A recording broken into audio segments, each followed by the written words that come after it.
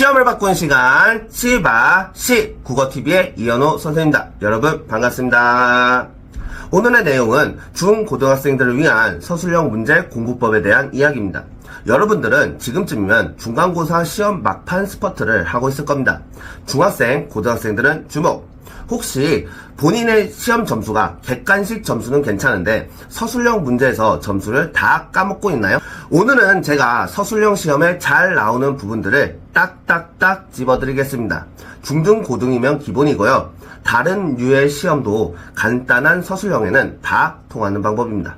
그리고 특히 올해 중3 이하 학생들은 집중해서 보시면 좋을 것 같아요. 왜냐하면 중3 이하 친구들은 고등학교에 진학하게 되면 교육과정이 바뀜에 따라서 2028학년도 대입제도 개편에 의해서 내신 시험에서 서술형의 비중이 대폭 늘고 강화되기 때문입니다. 중학교 때 이런 내용들을 미리 배우고 반복 숙달해서 익숙해진 상태로 고등학교에 진학하면 시험 공부가 훨씬 수월하며 좋은 성적을 받는데 유리하겠죠. 꼭 끝까지 집중해서 시청해주세요. 중등, 고등 서술형 성적 빠르게 잡는 방법 지금부터 시작하겠습니다. Let's get it! 먼저 각 과목별 해당 교과서의 출판사를 알아보세요. 중학교 국어 교과서 출판사는 총 8종이고 고등학교 국어 문학 교과서는 총 10종입니다. 국어 같은 경우는 학교마다 출판사가 다 다릅니다. 학교에서 과목별로 어떤 출판사를 쓰는지 알아보시면 됩니다. 학교에 문의를 하셔도 되고요. 학교 근처에 있는 서점에 가서 여쭤보면 다 알려줍니다. 그리고 해당 출판사의 자습서를 구하시면 됩니다.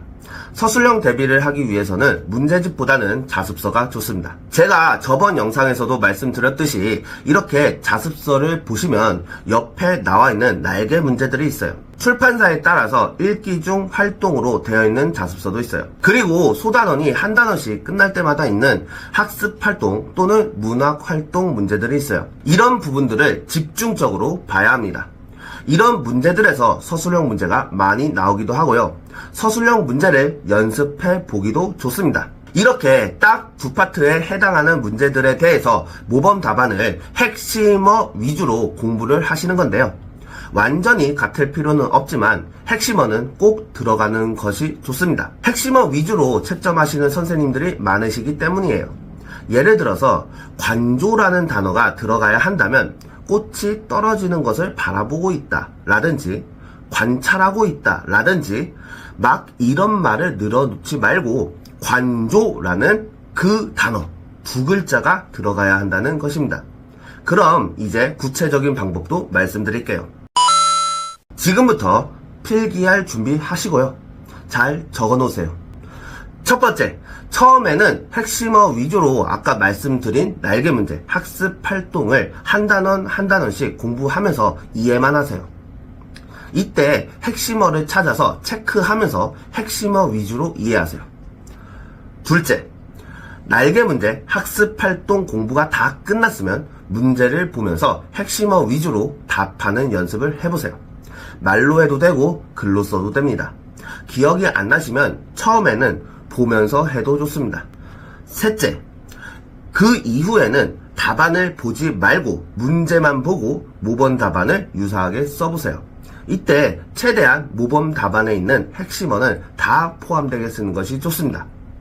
넷째, 모범 답안을 확인하면서 틀린 부분은 체크해서 다시 공부하시면 됩니다. 내가 작성한 답안을 보면서 문제에서 요구하는 내용과 그 문제의 출제 의도를 생각해 봤을 때 들어가야 되는 핵심어가 무엇인지 그리고 어떤 조건들이 반드시 필요한지 그런 것들을 꼼꼼하게 확인해서 그리고 내가 쓴 답안과 자습서의 예시 답안을 비교해 보면서 내 답안에서 부족하고 빠져 있는 것이 무엇인지 어떤 것들을 더 추가하면 더 멋있는 답안이 될 것인지 이런 것들을 꼼꼼히 체크해 가면서 공부하시면 그 과정을 여러분들이 체화하시면 실제 시험 현장에서는 어떠한 서술형 문제들이 나와도 막힘없이 술술술 답안을 적을 수 있는 그 경지까지 충분히 올라갈 수 있을 거라고 저는 생각합니다. 지금부터는 제가 방금 말한 내용들을 적용해서 직접 실천하고 연습하는 장면을 보여드리겠습니다.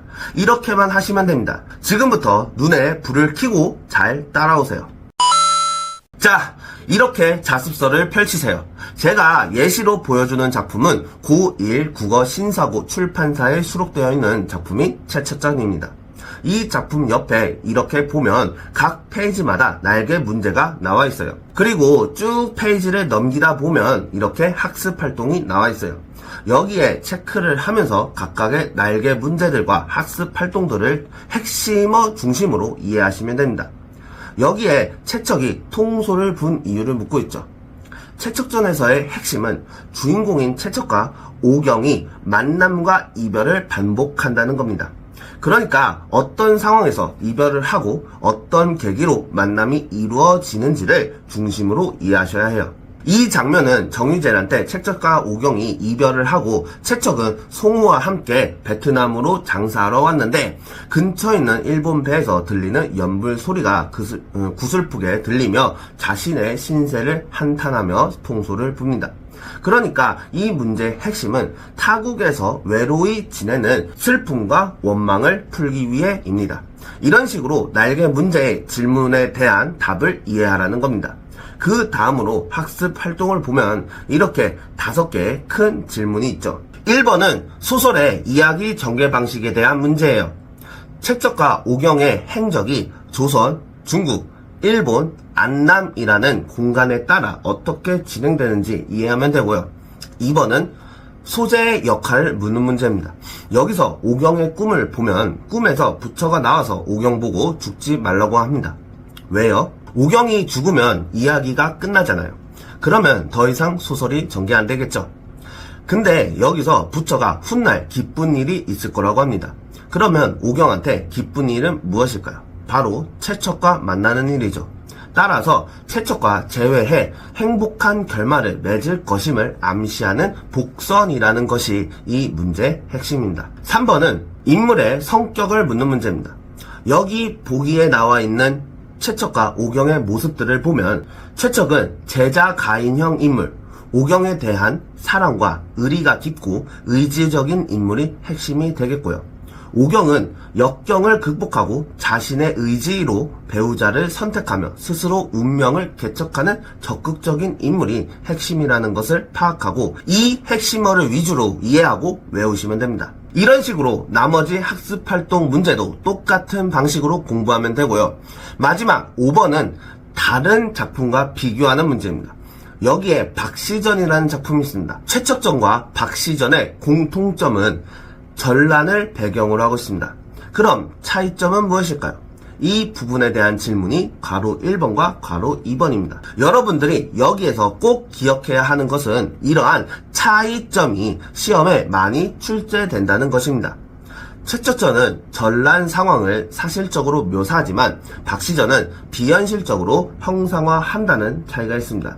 또한 채척은 전란으로 인해 고통을 받으면서 좌절하지만 박씨는 도수를 부려 적을 물리친다는 차이점이 있다는 것을 핵심으로 체크하고 이해하셔야 합니다. 그러한 이해를 바탕으로 밑에 있는 작품 개간에 보시면 여기 성격은 다 봐야 하고요. 특징까지 이해를 해주시면 완벽합니다. 이렇게 이해를 하며 다 공부를 했다면 문제를 보면서 핵심어 위주로 답하는 연습을 하는 겁니다. 이렇게요. 이게 익숙해졌다면 이제는 답안을 보지 않고 문제만 보고 모범 답안을 유사하게 써보는 겁니다. 이때 최대한 모범 답안에 있는 핵심어는 다 포함되게 쓰는 것이 좋습니다. 모범 답안을 확인하면서 틀린 부분은 체크해서 자습서에 표시해주고 다시 공부하면 됩니다. 이해를 못하고 달달 외우라는 말이 아닙니다. 이해부터 하시고 모범 답안에 있는 핵심어를 활용해서 유사하게 정리하는 훈련을 하라는 것이죠.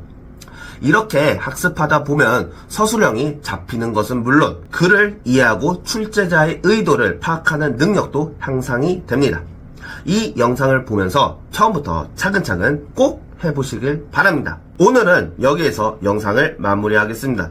오늘은 중고등학생들을 위한 서술형 문제 대비 특급 비법에 대해서 이야기해보는 시간을 가졌습니다. 다음 영상에서는 우리 곧 있으면 고3들은 수능이 코앞으로 다가왔죠. 벌써 수능이 50일 안으로 다가왔습니다. 그런 의미에서 제가 다음 영상에서는 수능국어 D-Day 50일 막판 뒤집기 공부법에 대해서 이야기하는 시간을 가져볼 예정입니다.